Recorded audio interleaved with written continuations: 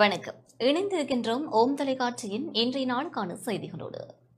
நாளை அனுஷ்டிக்கப்படவுள்ள புரட்டாதி சனிக்கிழமை விரதம், சங்கடகர சதுர்த்தி விரதம், மகாபரணி விரதம் தொடர்பாக சர்வதேச இந்து மத குரு பீடாதிபதி சபரிமலை குரு முதல்வர் மகாராஜ ராஜகுரு ஸ்ரீ ஐயப்பதாச சாம்பசிவ சிவாச்சாரியார் இவ்வாறு விளக்கம் அளித்தார்.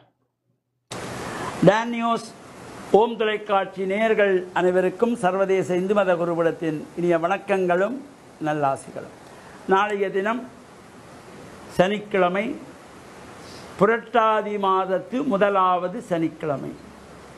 அத்தோடு நாளைய தினம் விநாயகப் பெருமானை வேண்டி மாதங்கள் தோறும் அனுஷ்டிக்கின்றதாகிய தேய்பிறை சதுர்த்தி, சங்கடகர சதுர்த்தி விரதம், அதேபோல் மகாபரணி.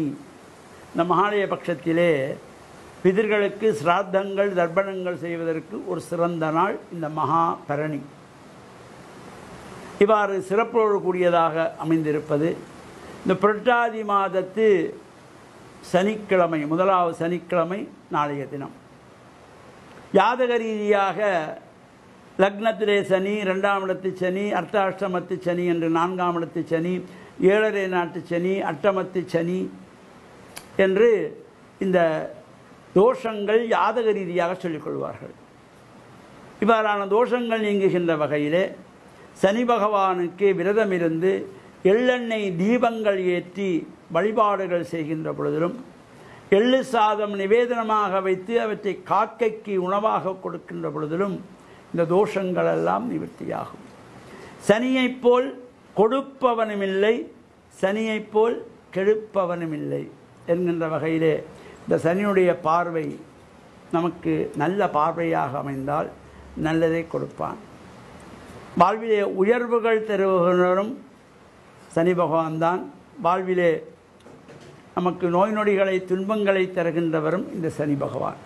எனவே இந்த புரட்டாதி மாதத்து முதலாவது சனிக்கிழமை நாளை, இந்த சனிக்கிழமையில் நாமும் விரதம் இருந்து ஆலயங்களிலே சென்று பிரார்த்தனை செய்து நவக்கிரகங்களுக்குள்ளே மேற்கு திசை நோக்கி அமர்ந்திருக்கின்ற சனீஸ்வர பகவானுக்கு எள்ளெண்ணெய் தீபமேற்றி எள்ளு சாதம் நிவேதனமாக வைத்து கருங்குவளை மலர்கள் சாத்தி பன்னி பத்திரத்தினாலே அர்ச்சனை வழிபாடு செய்து பிரார்த்தனைகள் செய்கின்ற பொழுது எல்லா விதமான தோஷங்கள் நீங்கி வாழ்வில் உயர்வுகள் பெற்று பேரானந்த பெருவாழ்வு வாழ டான் நியூஸ் ஓம் தொலைக்காட்சி நேயர்கள் அனைவருக்கும் சர்வதேச இந்து மத குருபீடத்தின் சார்பில் நல்ல ஆசிகளை கூறிக்கொள்வதில் மனமகிழ்வு கொள்கிறோம்.